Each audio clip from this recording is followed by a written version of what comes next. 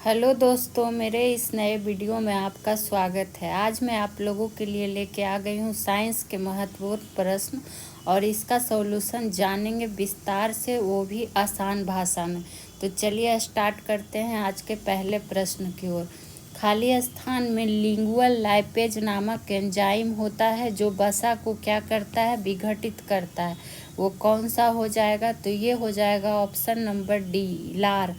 तो लार हो गया इसका राइट आंसर। अब बारी बारी से सबके बारे में जानते हैं। जैसे कि पहला ऑप्शन है छोटी आंत, तो छोटी आंत या इसको कहिए क्षुद्रांत भी कहीं कहीं लिखा जाता है, तो कंफ्यूज नहीं होना है।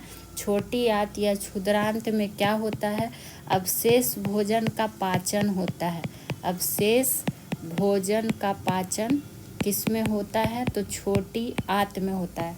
वहीं बात कर ले बड़ी आंत की, तो बड़ी आंत से क्या जान सकते हैं? इसमें कुछ भोजन का कुछ लवण, भोजन के कुछ लवणों, ऐसे करके लिख सकते हैं कि भोजन के कुछ लवणों तथा जल का अवशोषण किस में होता है? तो बड़ी आंत में होता है। वहीं बात करें ऑप्शन नंबर सी की, जो कि है अमाशय। तो अमाशय में आपको पता है कि भोजन 3 से 4 घंटा ही रहता है, यहाँ भोजन का आंशिक पाचन होता है। वहीं अमाशय में एक पॉइंट नोट डाउन क्या कर सकते हैं कि इसमें कार्बोहाइड्रेट का पाचन नहीं होता है। पूछ देगा कि अमाशय में किसका पाचन नहीं होता है? तो इसमें कार्बोहाइड्रेट का क्या होता है? पाचन नहीं होता है। ये पॉइंट इसमें क्या करना है, नोट डाउन कर लेना है। वहीं बात करें लार में कौन सा नामक एंजाइम होता है जो वसा को विघटित करता है? तो इसको ध्यान रखिएगा, लिंगुअल लाइपेज नामक होता है। उसके बाद अगर और क्या जान सकते हैं लार से संबंधित, तो इसमें बाई कार्बोनेट, फॉस्फेट तथा म्यूसिन होता है। बाई कार्बोनेट क्या होता है? फॉस्फेट तथा म्यूसिन पाया जाता है किसमें? तो लार में ही। और लार क्या होता है? हल्का सा अम्लीय भी होता है, तो ये भी ध्यान में रखिएगा। वहीं बात करें लार में लाइसोजाइम, कौन सा जाइम? तो लाइसोजाइम एंजाइम पाया जाता है जो कि बैक्टीरिया को नष्ट करता है। तो ये प्रश्न से देखिए कितने सारे प्रश्न की जानकारी हमें मिल गई। अब बढ़ जाते हैं आज के दूसरे प्रश्न की ओर। दूसरा प्रश्न हमारा क्या है, देख लेते हैं। गन्ने से मीठा रस निकलने के बाद बचा हुआ फाइबर क्या कहलाता है? तो ये तो आप लोग नॉर्मल भाषा में भी बता दीजिएगा। जो लोग गन्ने का जूस पीते होंगे वो क्या निकलता है? खोही। तो ऑप्शन नंबर सी होगा, खोही को बगैस भी कहा जाता है। उसी तरह ऑप्शन ए है क्यूलेट, कूलेट नहीं क्यूलेट, इसको कर लीजिएगा। क्यूलेट है जिसको क्या करता है? कांच को गलाने में इसका इस्तेमाल होता है। कांच को गलाने के लिए इसको या पिघलाने में क्या होता है? इसका उपयोग होता है, जिसको क्यूलेट कहा जाता है। वहीं चारा, तो चारा वही जो पशुओं को चराने के लिए खिलाया जाता है, चारा उनका ही होता है, जिसको फॉरिज भी कहा जाता है। कंपोस्ट की बात कर ले तो कंपोस्ट क्या, जो कार्बनिक पदार्थ को खाद में बदलने की प्रक्रिया है वही तो कंपोस्ट है। तो इसमें तो नोट डाउन करने लायक कुछ है नहीं, बस जानकारी के लिए ध्यान रखिएगा। आइए प्रश्न नंबर 3 पे। कौन ठोस, द्रव एवं गैस तीनों अवस्था में पाए जाते हैं? तो धातु, अक्रिय गैस, उपधातु या फिर अधातु। तो जो तीनों अवस्था में पाए जाते हैं वो होते हैं अधातु। Option number D. अब जानते हैं और इसमें क्या जानकारी जान सकते हैं। अगर आपसे पूछ ले कि अधातु में भी कौन सी ऐसी धातु है जो कि द्रव है, तो ध्यान में रखिएगा वो कौन सा ब्रोमीन। ब्रोमीन लिख लीजिए इस तरह से कि ब्रोमीन ही ऐसी धातु है जो क्या है? द्रव है। लेकिन किस में? अधातु में। ये चीज़ ध्यान में रखना है। वहीं बात करें अधातु का, तो अधातु का गलनांक और क्वथनांक क्या होता है? कम होता है, और ये ऑक्सीजन के साथ समानता अम्लीय ऑक्साइड बनाता है। इसको नोट डाउन सुन के भी आप लोग कर सकते हैं कुछ कुछ पॉइंट को।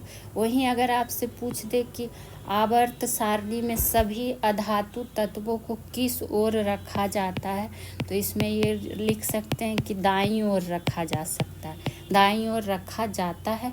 और अधातु जो होता है ये क्या होता है, विद्युत एवं ऊष्मा का कुचालक होता है।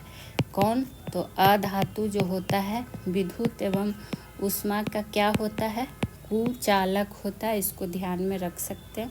और आधुनिक आवर्त सारणी में अगर बात कर ले तो टोटल कितने अधातु तत्व हैं, तो 22 अधातु तत्व हैं।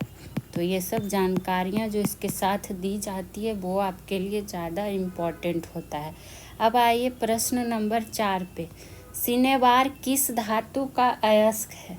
तो सिनेवार जो है ये पारा धातु का है। पारा कहाँ है, यह लीजिए धारा लिखा हुआ है, इसको पारा कर लीजिएगा। तो ऑप्शन नंबर सी हो जाएगा राइट आंसर। वही बात करें तो पारा क्या है, ये सफ़ेद, अत्यंत सफ़ेद और चमकीला धातु होता है। चमकीला धातु होता है जो कि कमरे के ताप पर द्रव अवस्था में पाया जाता है। तो आपसे ये भी पूछ सकता है कि कौन है ऐसा धातु है जो कि कमरे के ताप पर द्रव अवस्था में पाया जाता है।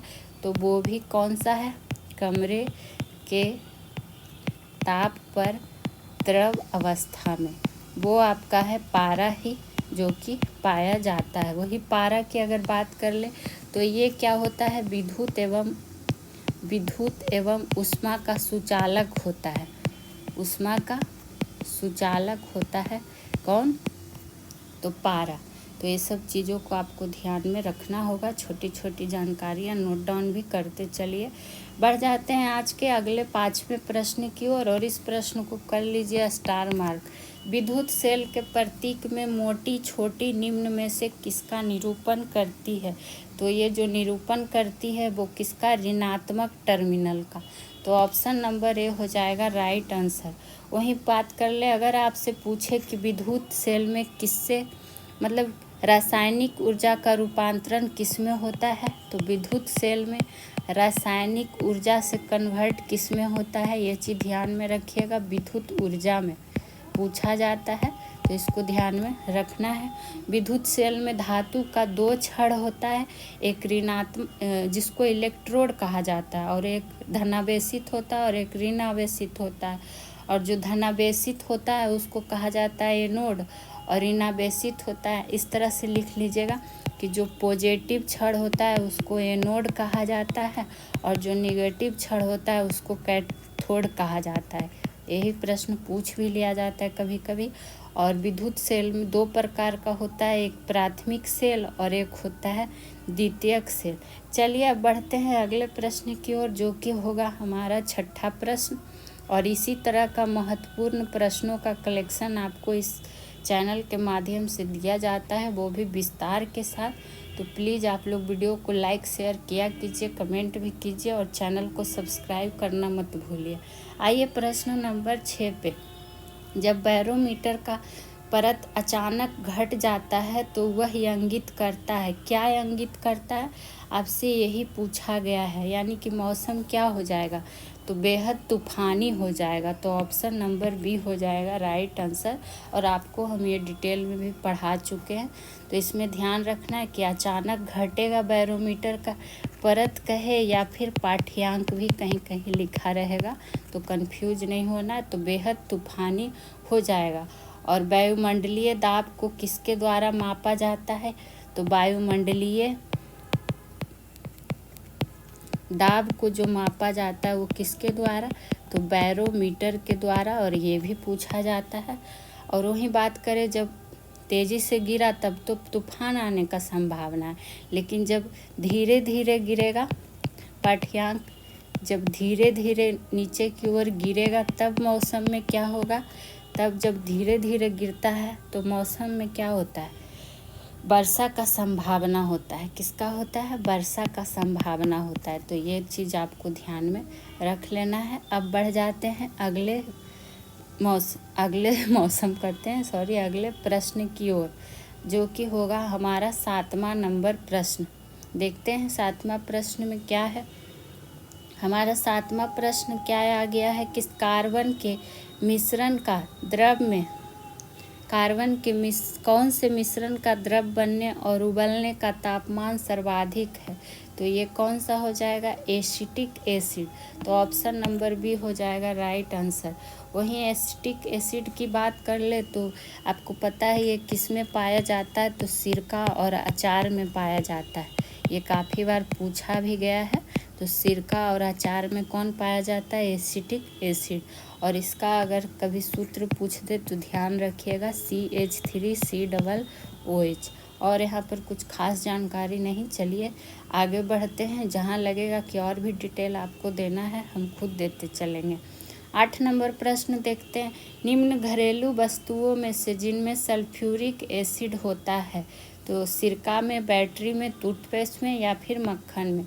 तो ये आपका होता है किस में?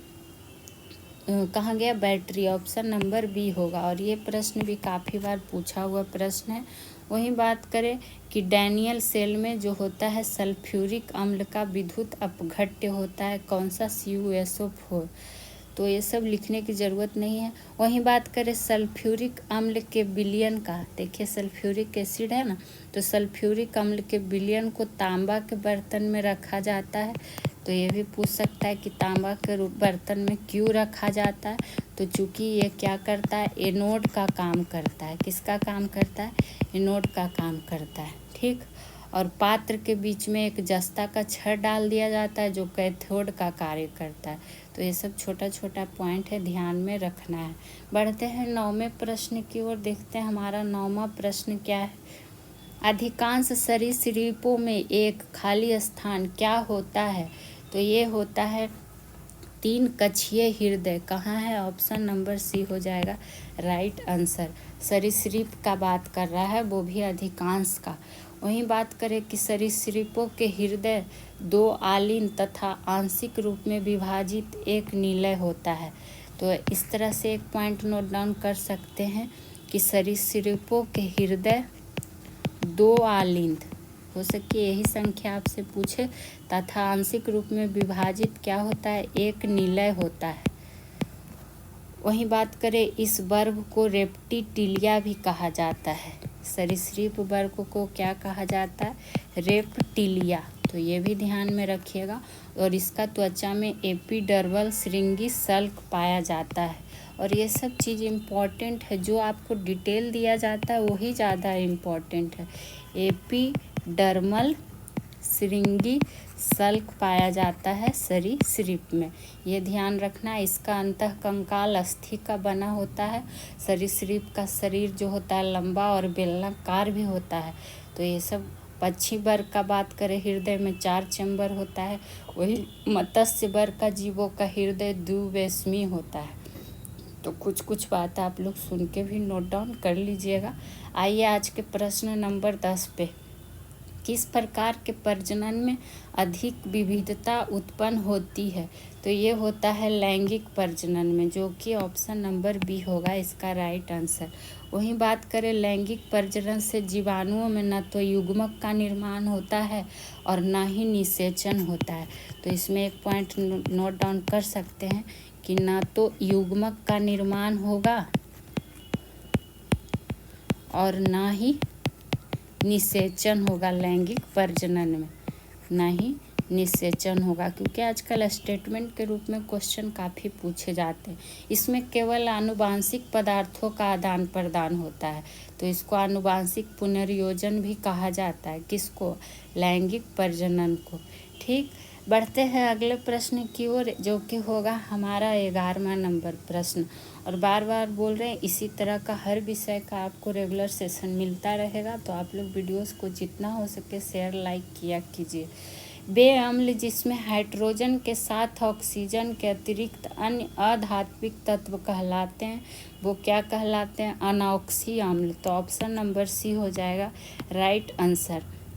अनॉक्सी अम्ल, वही बात करें अम्ल जो 2 प्रकार का होता है, ऑक्सी अम्ल, हाइड्रा अम्ल। तो जिन अम्ल में हाइड्रोजन और ऑक्सीजन उपस्थित रहेगा उसको ऑक्सी अम्ल कहेंगे, और जिन अम्ल में हाइड्रोजन केवल उपस्थित रहता है उसको हाइड्रा अम्ल कहते हैं।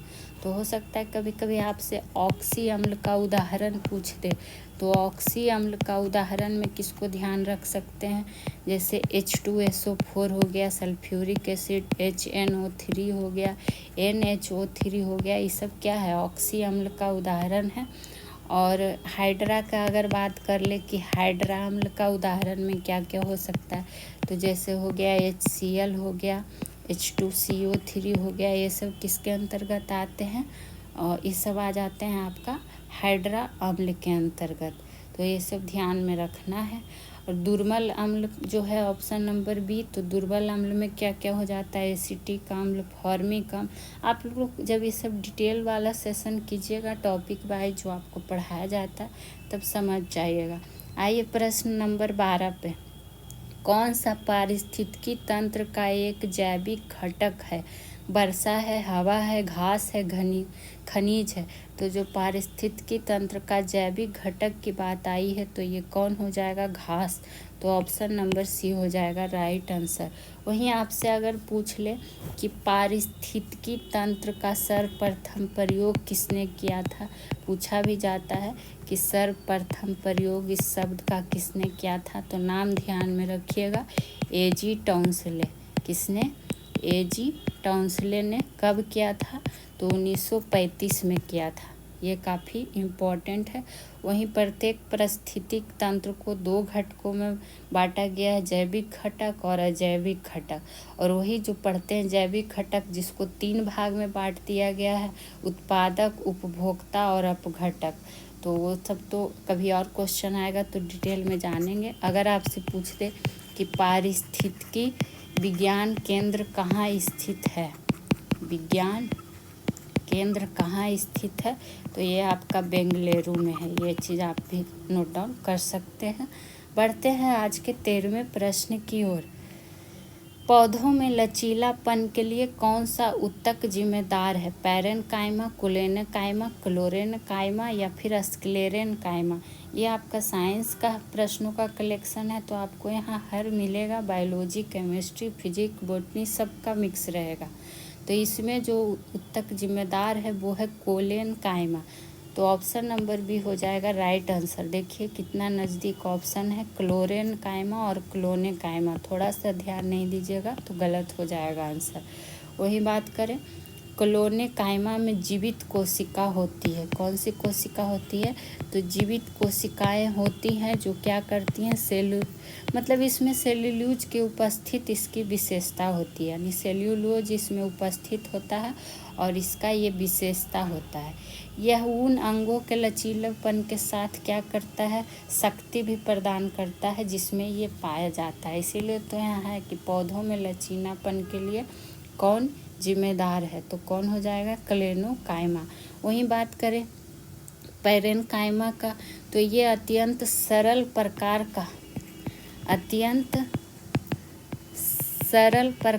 का क्या होता है, अस्थाई ऊतक होता है।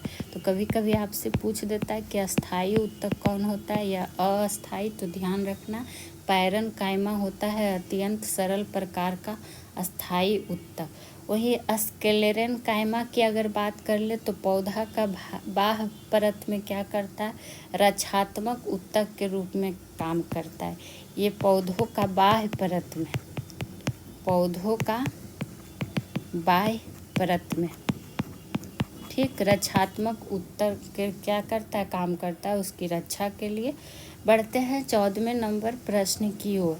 जटिल खाद्य पदार्थ खाली स्थान की सहायता से सरल खाद्य पदार्थों में विघटित हो जाते। तो कुछ प्रश्न ऐसे हैं जिसका सिर्फ आंसर से काम चला सकते हैं, वो कौन हो जाएगा, एंजाइम। तो ऑप्शन नंबर ए हो जाएगा राइट आंसर। और हाँ, इसका PDF अगर आपको चाहिए तो टेलीग्राम ग्रुप से जुड़ जाइए, PDF आपको वहाँ प्राप्त हो जाएगा। और जितना हो सके वीडियो को लाइक शेयर कीजिए। और इस चैनल, अगर आपको इस सेशन से संबंधित कोई सुझाव कमेंट हो तो ज़रूर कीजिए। आइए 15 नंबर प्रश्न पे, पेप्टिक अल्सर के लिए जीवाणु जिम्मेदार, यानी कि ये एक बीमारी है और इसके लिए कौन सा जीवाणु जिम्मेदार है, तो ये है हेलिकोबैक्टर पाइलोरी, इसको कर लीजिएगा, हेलिकोबैक्टर पाइलोरी जीवाणु जिम्मेदार है। तो ऑप्शन नंबर डी हो जाएगा राइट आंसर। यह रहता कहाँ है, पेप्टिक अल्सर जो ये है ये कहाँ रहता है, ये आपका पाचन तंत्र में रहता है। किस में रहता है, तो पाचन तंत्र में रहता है। और ये बच्चों में ज़्यादातर होता है, किस में, बच्चों में। तो ये चीज़ ध्यान में रखना है। और इसका बहुत सारा कारण है, मतलब एक सूक्ष्म जीव है जो कि मुख्य रूप से फ्राइड राइस सिंड्रोम का कारण बन जाता है। इसका और भी कारण है धूम्रपान वगैरह। तो ये सब ध्यान रखिएगा, इस नाम को ज़रूर नोट डाउन कीजिएगा। आइए प्रश्न नंबर बढ़ते हैं अगले की ओर, जो कि होगा हमारा 16 नंबर। भिटकर द्वारा प्रतिपादित 5 किंगडम वर्गीकरण में निम्न में से कौन सा शामिल नहीं है। तो जो शामिल नहीं है, कौन नहीं है, फंगी, प्रोटोजोआ, प्रोटिस्टा, एनामिलिया। तो इसमें जो शामिल नहीं है वो हो जाएगा प्रोटोजोआ। और वहीं बात करें, देखिए इसमें एक प्रश्न और पूछता है कि 5 किंगडम वर्गीकरण जो है किसके द्वारा प्रतिपादित है, तो भिटकर द्वारा। ये चीज़ भी ध्यान रखना। 5 चीज़ में होता क्या क्या है, मोनेरा हो गया, प्रोटिस्टा हो गया, कवक हो गया, पादप हो गया, और कौन हो जाएगा, प्राणी वर्ग। प्राणी वर्ग जो कि ऑलरेडी यहाँ पे दिए हुए थे, लेकिन प्रोटोजोआ है जो इसमें शामिल नहीं है। प्रोटोजोआ संघ के जीव हैं जो स्वतंत्र जीवी होते हैं, सहजीवी या परजीवी भी होते हैं।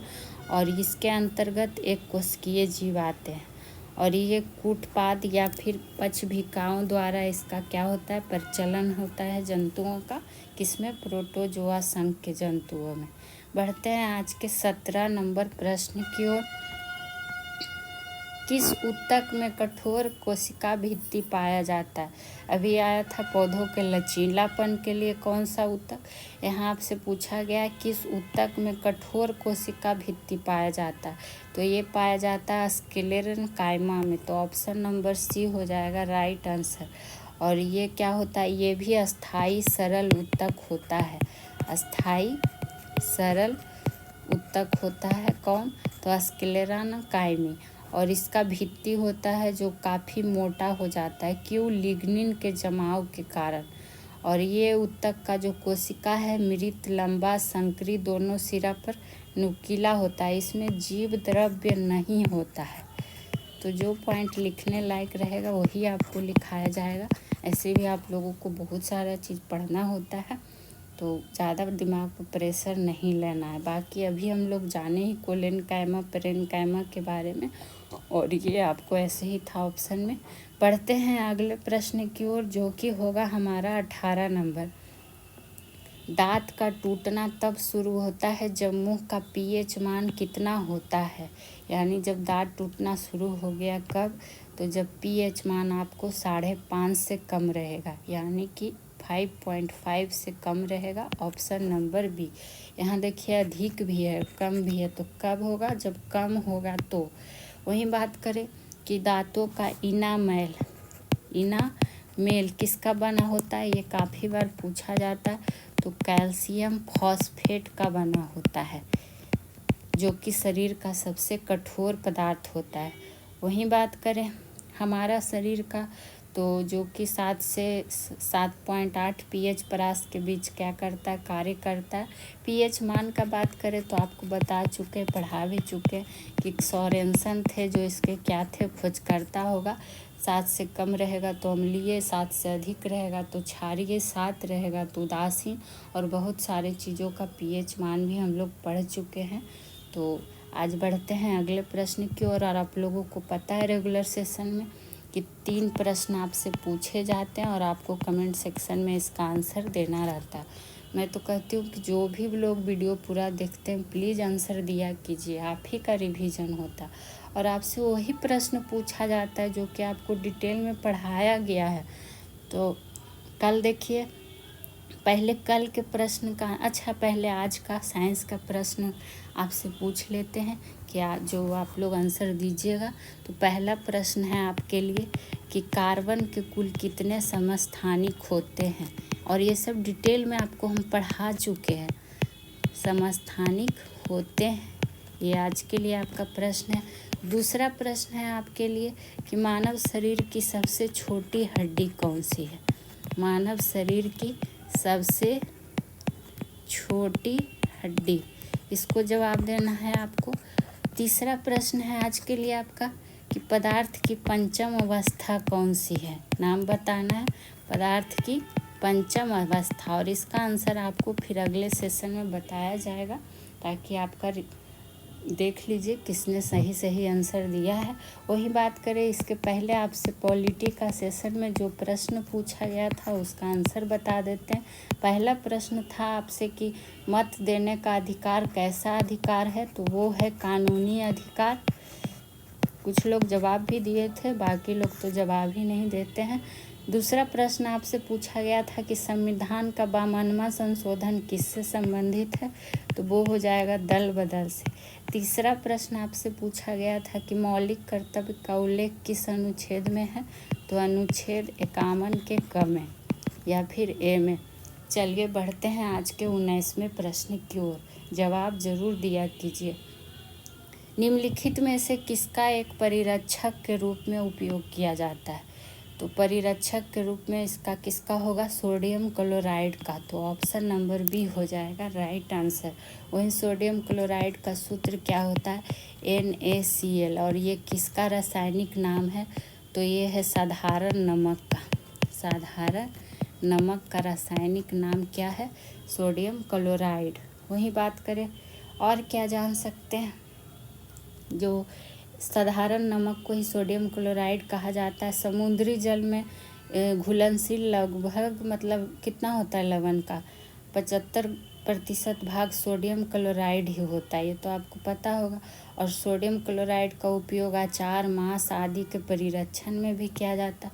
और हाँ, यहाँ एक कंफ्यूज क्रिएट नहीं करना है। क्या, अगर आपसे पूछे कि खाद्य परिरक्षक के रूप में किसका प्रयोग करते हैं, तो ये करते हैं सोडियम बेंजोएट का। सोडियम बेंजोएट का, जो कि काफ़ी बार पूछा हुआ प्रश्न है। अब आइए आज के प्रश्न नंबर 20 की ओर, जो कि होगा हमारा अंतिम। लेकिन देखिए 20 प्रश्नों की संख्या होती है, जानकारी आपको लगभग 80 प्रश्नों का मिल जाता है। निम्नलिखित में से उस मिश्र धातु की पहचान करें जिसमें सीसा या लेड एक घटक होता है। ये होता है सोल्डर, तो ऑप्शन नंबर ए हो जाएगा राइट आंसर। वही बात करें तो सोल्डर मिश्र धातु का निर्माण किससे होता है, तो टीन और लेड के मिक्स से होता है, जो कि कितना के अनुपात में मिला होता है ये भी पूछा जाता है, तो 63:37 के अनुपात में।